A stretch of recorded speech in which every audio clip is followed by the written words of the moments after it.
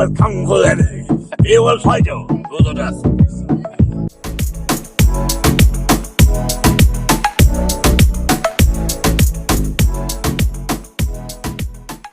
What's up, everybody? This is Kung Fu Eddy, BAYBEE, representing the Big Propaganda Wrestling Podcast and talking to Eddy, baby. And I'm here with a very special guest. Just because you don't recognize the face doesn't mean you can't recognize the voice. That's a little clue for you. Miss Lenore, Zann, BAYBEE. How are you doing today? Well, Kung Fu Eddy, I'm doing just fine, sugar. See, that's all I needed. Interview over. That's all I needed. Once somebody calls me sugar, I'm from the South, so I feel that. I feel that. So, speaking of your iconic role as Rogue, when did you get this opportunity back in the early 90s? How was that? Oh my goodness, well, back in the 90s, I was doing a lot of film and television and theater, live theater. Yeah. I'd just come back to Toronto from doing a play for about 9 months in New York, off so Broadway, cool. and the year before that in Chicago. So I've been doing theater, and then my agent asked me to go do an audition for this animated show, and she said they're looking for somebody with a husky, low, sexy voice who can do a Southern accent. Yeah. See what I mean? And so I said, okay, but I didn't go to the first auditions. Okay. I missed them. I wasn't that keen on doing just animation at that time. Yeah. But then a month later or so, she called me again and said, Lenore, they're having callbacks for that same show I told you about. They haven't found the right actress for the part because I know it's you. Yeah. So she said, get your ass in gear and get down there. Let's put you to work. Let's get you to work. Get in the so booth. I did. I got in the booth, I put the headphones on, and I had one little paragraph to read, and it was, my daddy liked to kill himself when he found out I was a mutant. I remember I had me a boyfriend when I was 13. Had me a boyfriend till I kissed him. Poor boy went into a coma for 3 days. And that is a very iconic scene because, again, the introduction of an iconic character, it has to be that first line. Right. It has to be that first image. And that line, it goes to show you what the story was going to be about. Right. So that was it. So the producers in LA were screaming on the headphones going, don't let her leave. That's Rogue. That's the voice. That's So how it all happened. That's amazing. And I'm glad they didn't let you leave because you played the character for not only 5 seasons, but for the recent X-Men 97 series, which, my God, if you have not watched it, you need to watch it now. Because the storyline, you could tell that in the 90s, it was like that little baby, like premature coming up in age. Yeah. But like 97, you can tell we're all grown up.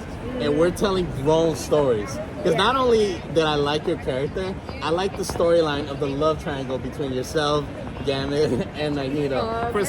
First of all, we call that the honey dip. She was bringing the honey dips. So how did you... I like a little spice with my sugar. Yes. So how did you get that opportunity back at it again? Did they call you or you called them? No, they called me. So again, not only did you make the first impression back in the early 90s, they want to keep that momentum going with the series. Correct, yes. Dude, that's awesome. And I had actually stopped acting for about 12 years before that because I went into politics in Canada. Wow, really? Yeah, I ran That was for not election. part of my Googles. Yeah, I ran in for election and I won 4 elections in a row. So I was a congresswoman, but in Canada, so I was a member of parliament, for instance, working with Prime Minister Trudeau. Wow. Yeah, so that's you're just a woman of many talents. So you went to that Arnold Schwarzenegger, Jesse Ventura round. Like, I'm going to do some acting, now I'm going to get into politics. Or Clint Eastwood. He went Clint, into that's another one, yes. While, right? Yes, that's awesome. Yeah, it was great. I felt like I wanted to change the world, make it a better place. That's all you got to do. So that's what I did for 12 years. Love it. And now I'm back being a superhero again. Well, you're a superhero not only in the booth, but also in politics as well. Because you got to make a difference, not only to yourself, but to the community. Well, yeah, exactly. Now, my final question is, how much of yourself is in Rogue? Because again, like the Rogue character has always been in comics way before you even showed up. But is there any ways that yourself is connected to the character? Yeah, I mean, I put all my all into Rogue. Everything that I am, I put into her. You know, when I was younger in my 20s, I was traveling around, roaming around the world, trying to figure out where did I belong, where did I fit, feeling like I was different and not really knowing why I'm here, what's my purpose.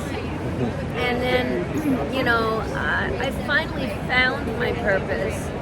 And then I went into politics, which was another purpose. So Rogue is constantly looking for that too, like where do I fit in? And you know, she's sort of in between worlds, and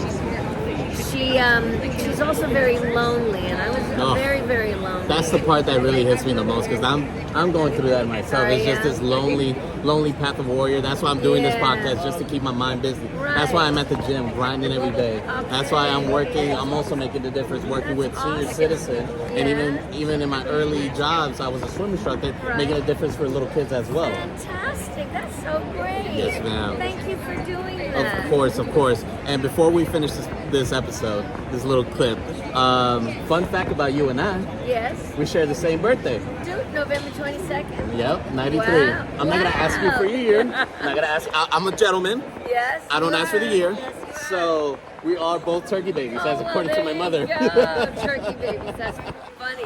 Well, we are on the cusp between Scorpio and Sagittarius. Yeah, I don't follow that, especially now that like I'm in the borderline of either Scorpio or Sagittarius. I'm like, all right, you know what? We're right on the cusp. It's a good thing. Oh, okay, We're it's a good very thing. deep. We're loyal. See? We're passionate. We're sexual, but we're also playboy of the Western world, where we're like we get along with everybody. We like traveling. We like exploring and new things, and we're very friendly and outgoing. You see, to all the girls that left me, there you go. That's an example of what kind of man I am.